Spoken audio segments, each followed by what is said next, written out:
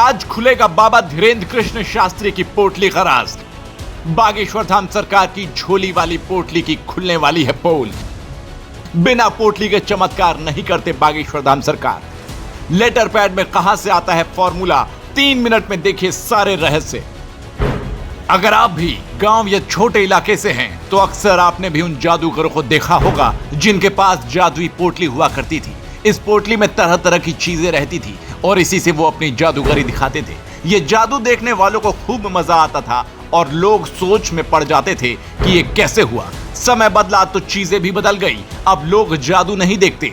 जादूगरों ने भी सड़क से उठकर सोशल मीडिया पर अपनी दुनिया बना ली, लेकिन जादूगरी की पोटली आज भी है। इनको कौन नहीं जानता। ये है बागेश्वर धाम सरकार के पीठाधीश्वर धीरेन्द्र कृष्ण शास्त्री। शास्त्री जी आजकल खूब चर्चा में हैं। बिहार में इनकी कथा को लेकर बवाल मचा हुआ है। कोई इन्हें अंधविश्वास फैलाने वाला बोलता है तो कोई हिंदू राष्ट्र को लेकर इनको पसंद करता है। लेकिन इन सबके बीच बागेश्वर धाम सरकार के पास एक ऐसी चीज है जिसकी तरफ शायद ही किसी की नजर गई हो। वो है जादूगर की पोटली। आमतौर पर जादूगरों की पोटली काले रंग की होती है, लेकिन बाबा के साथ ऐसा नहीं है। बाबा की पोटली में सनातन धर्म से जुड़े चीजें हैं। लेकिन इस पोटली का राज क्या है? क्या वजह है कि बागेश्वर धाम सरकार जहां भी जाते हैं पोटली का साथ नहीं छोड़ते?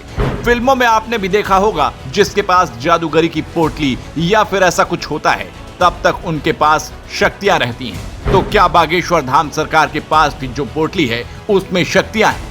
नागपुर की घटना के बाद धीरेन्द्र शास्त्री ने रायपुर में चैलेंज दिया था। वहां उन्होंने कई करामात भी दिखाए। तो अब आप भी जान लीजिए धीरेन्द्र कृष्ण शास्त्री के पास जो पोटली है उसमें क्या है और क्या है उनका रहस्य।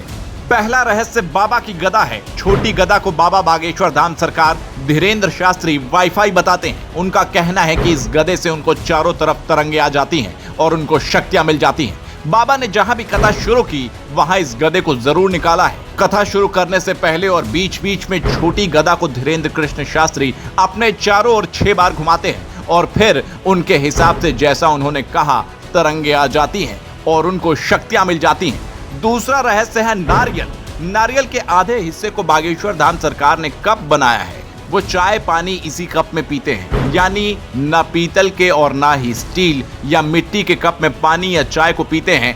कोकोनट कप में चाय पीने को लेकर भी उनका कुछ अलग ही रहस्य है।